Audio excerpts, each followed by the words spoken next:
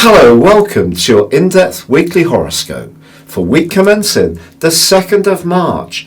It's going to be an incredible week, so please do stay with me to the end. This is for the Sun or the Ascendant. If you're new to my channel, could I just ask you to subscribe and also press on the bell notification symbol. This week begins with a quarter moon. Actually in the sky it looks like a half moon, and this one's in Gemini.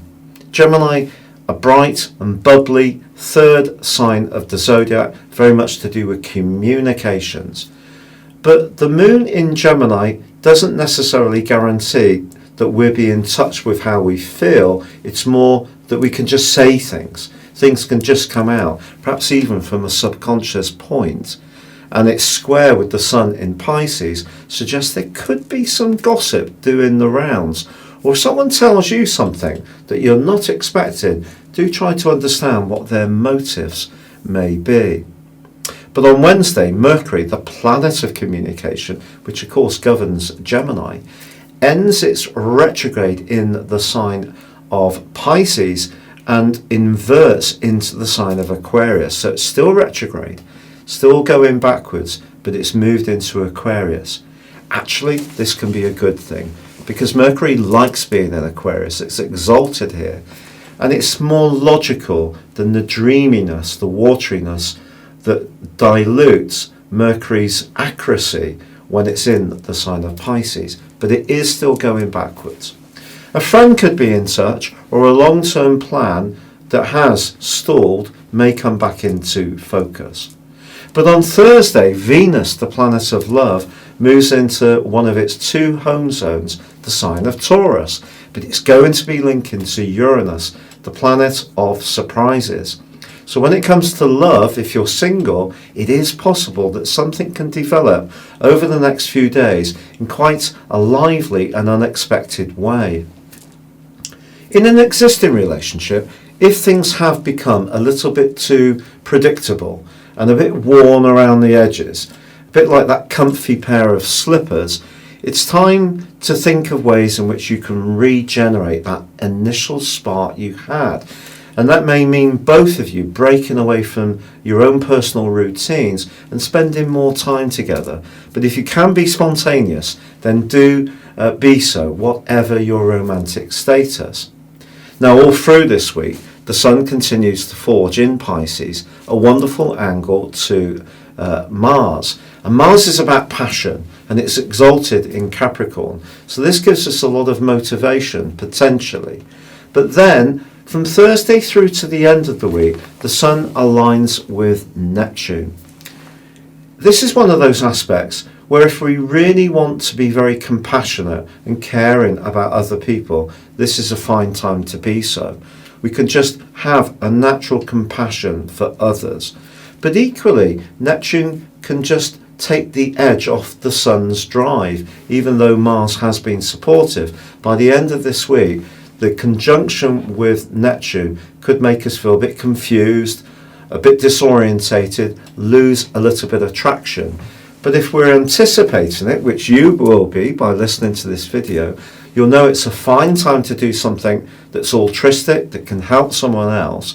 But just be aware that perhaps the inner drive that has been more apparent of late can just die down a little bit. So if you're lucky enough to be able to plan your routine or your day to do something a little bit easier, a little bit less stressful, then that's a smart move. But if you're planning to do something quite vigorous towards the end of this week, just be aware that you may not quite have so much wherewithal as before.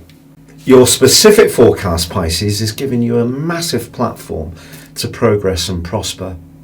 The new moon in your sign gives you the chance to take your determination, your desire to be an individual, but convert it into something long-lasting for your future because of the energy coming in from Mars, which links into the new moon and is going to be supporting the Sun in your sign for much of this week. So you can have a lot of determination, Mars, a lot of drive, Mars. You can think of the longer term, the 11th house, where Mars is located, in the sign of Capricorn. So it's earthy, so it's about tangible progress. But you also have a challenge to this more tangible progress coming in the guise of Mercury's retrograde still. And if there is something that's felt like it's been a case of go forwards, stop, review, go back because of Mercury's retrograde, it's simply because you're sorting out the strands that are really meaningful for you.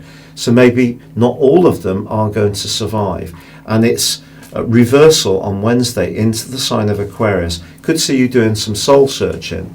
But I think this week on the whole is very bright for you, and I want you to feel very positive about your prospects.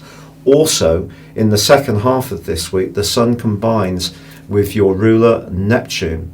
Neptune is also combining with your co-ruler Jupiter in Capricorn as well. So Jupiter and Mars are forging gorgeous links to the Sun and Neptune in your sign.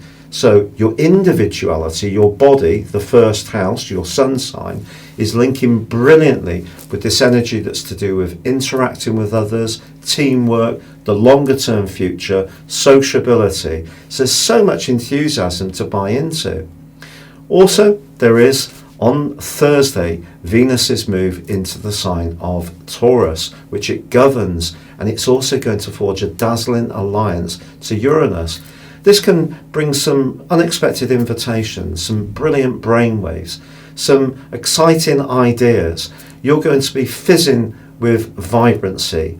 So yes, Mercury's retrograde into the previous sign from yours may just tweak a little bit of an anxiety that's not quite yet resolved, or may see you having to reshape one idea that hasn't quite gained traction. But if you're very clear about what you want to achieve, go forwards with a real sense of conviction and positivity. It's all there for you this week. It's been a real pleasure being with you. If you'd like to ascend above your zodiac sign and embrace personal astrology and understand what makes you tick beyond just where your sun's located, please see the link beneath this video where you can order your personal character analysis and also your 12-month forecast, and also achieve a 30% discount, or you can choose to have a one-to-one personal consultation with me. But for now, good luck and goodbye.